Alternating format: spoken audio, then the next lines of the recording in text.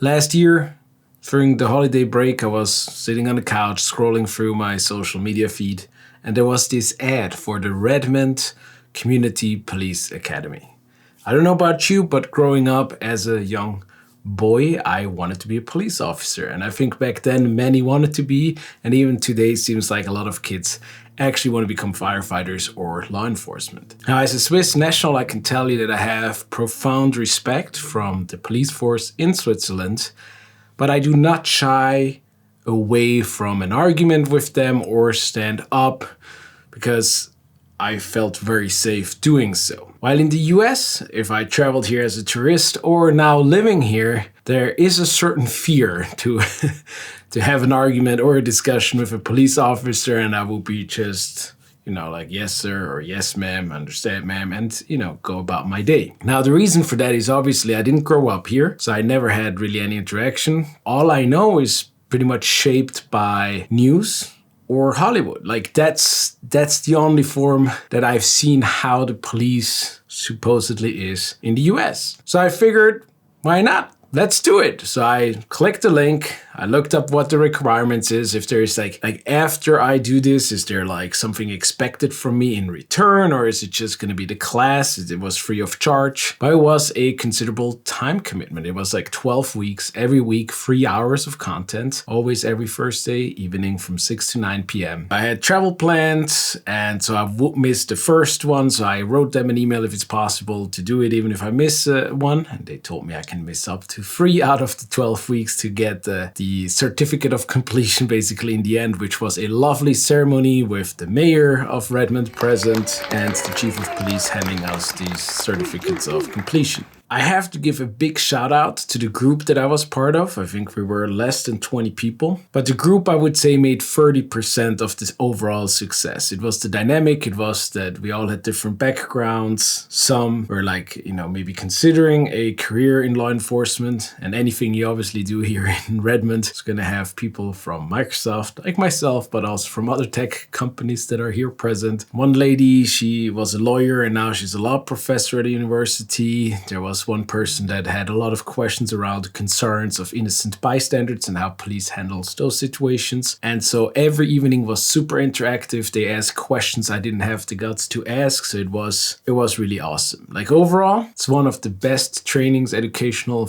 experiences I've had in the past few years. I couldn't recommend it any stronger. Like, I honestly believe that for immigrants, people that want to live here, not like temporarily, but want to migrate to the US, I think it should be mandatory, even though it is a considerable time investment. But I would recommend to everybody to look up if their police department offers something similar. And if not, send them an email and say, I heard about this on YouTube and there is a police department in Redmond that does it. Now, the program is part of their outreach to educate us, the public, about challenges, the duties that they perform, how policing works here in Redmond. And obviously that could be different from state to state or city to city, but it was extremely insightful and super helpful to do it. So again, I can't recommend it any stronger. Personally, I have been extremely positively surprised about the police officers of this department here in Redmond. I really was impressed. I was impressed. So I'm not gonna give you everything we've learned in 12 weeks here in a few minutes, but I wanna cover some of the highlights that kind of like jumped out at me and that stuck with me ever since this police academy. And one of the big surprise was just to understand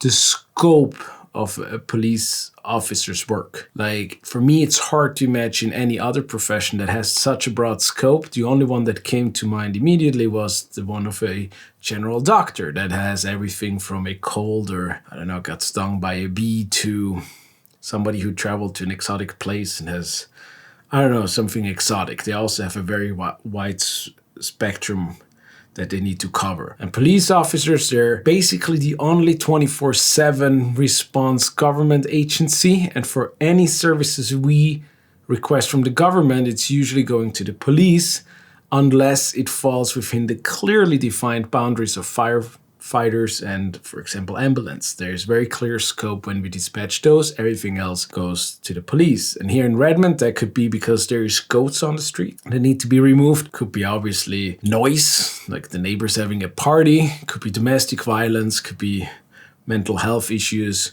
Could be suicide by youth with a gun.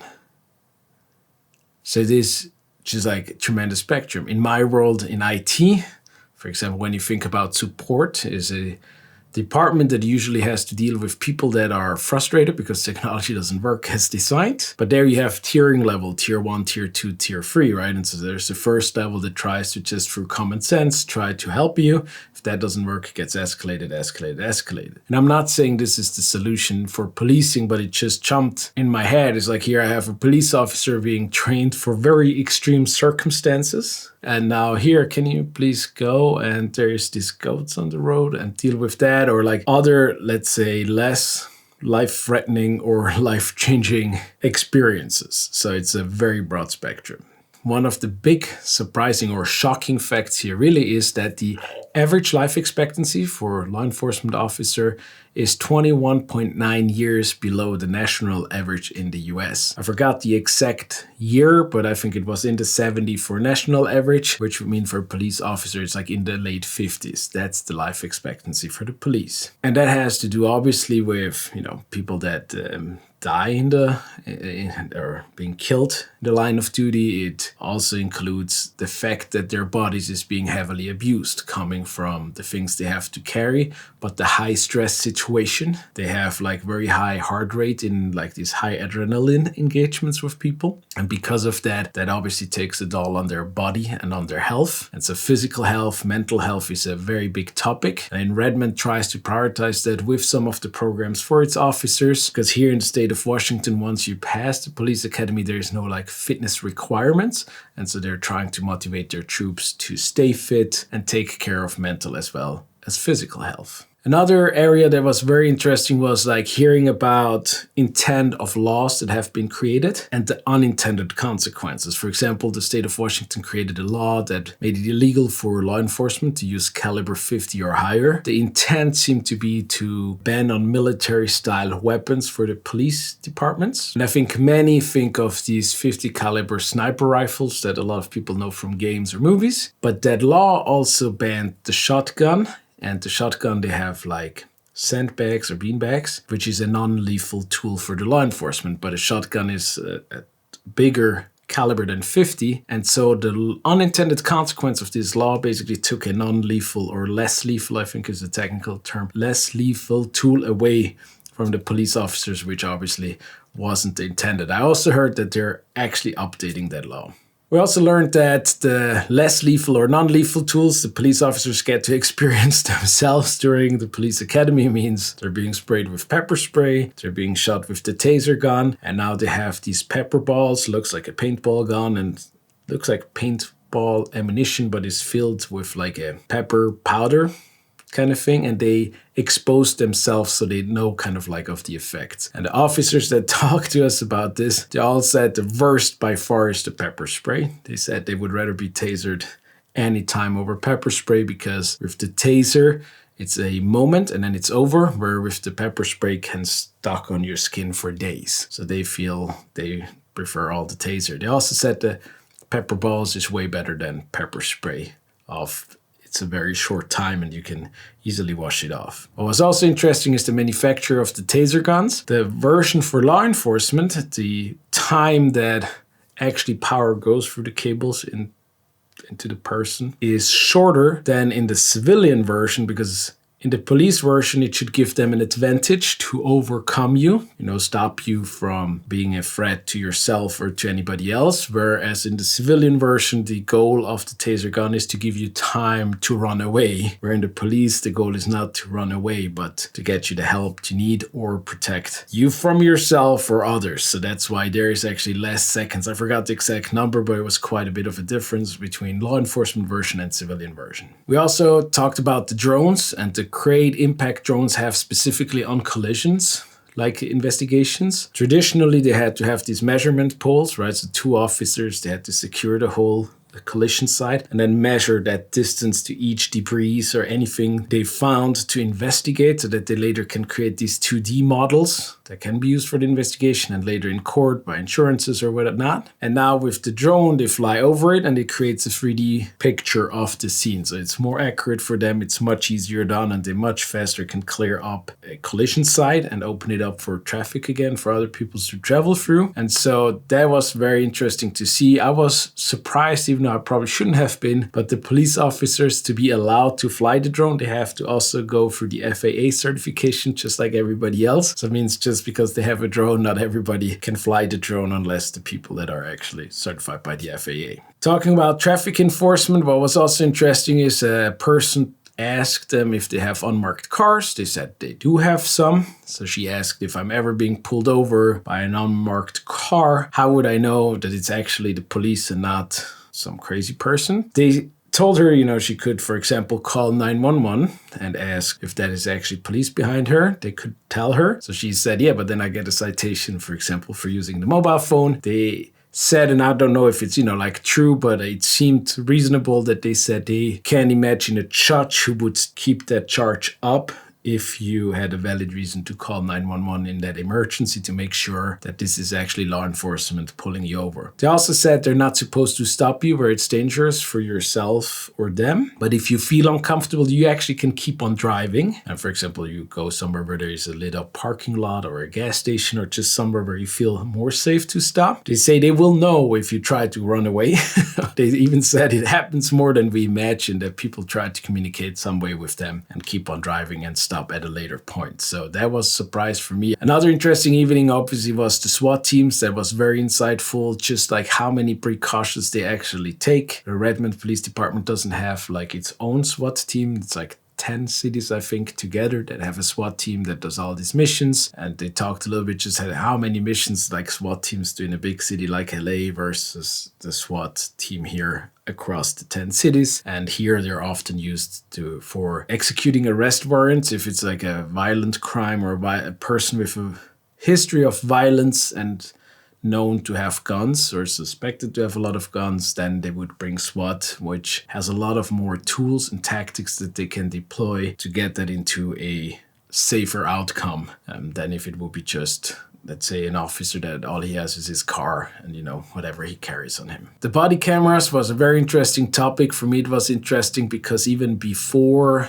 I started the Community Police Academy, I saw in a newsletter from Redmond, the chief of police had this budget request for the city council to approve for the body cameras, and a lot of people were surprised about the price tag because, I can buy you a bunch of GoPros for less money. But if you look at it, the problem is not the camera. Infrastructure cost is one thing. The support staff you need to actually maintain it is the big part of the budget. And that was very interesting, and I'm going to get into public records in a second, which is a big part of that added cost. But what was kind of funny or silly, not that funny maybe, but I thought it was funny, is that they have a system that if somebody draws their sidearm, then all the cameras in the surrounding area, I don't know what the distance is, will automatically be triggered to turn on. So if somebody forgot to turn their camera on, it will automatically turn on as soon as they draw their sidearm. Even the police cars. Now, that makes a lot of sense, right? Like everybody's like, oh yeah, that's kind of smart. However, in a police station, it happens that they unholster their gun maybe more frequent, or they put it away in a safe box or whatever they need to do. And that too triggers all the cameras to be turned on, including people that are maybe using the bathroom or are in the changing room, like if there's a shift change, I don't know. But basically that could now be recorded and it becomes automatically a public record, which means anybody living here, and I think, or anybody in America could request these public records and you would find yourself maybe on YouTube. So they had to create maybe policies that you can't bring the camera into these parts of the facility just to protect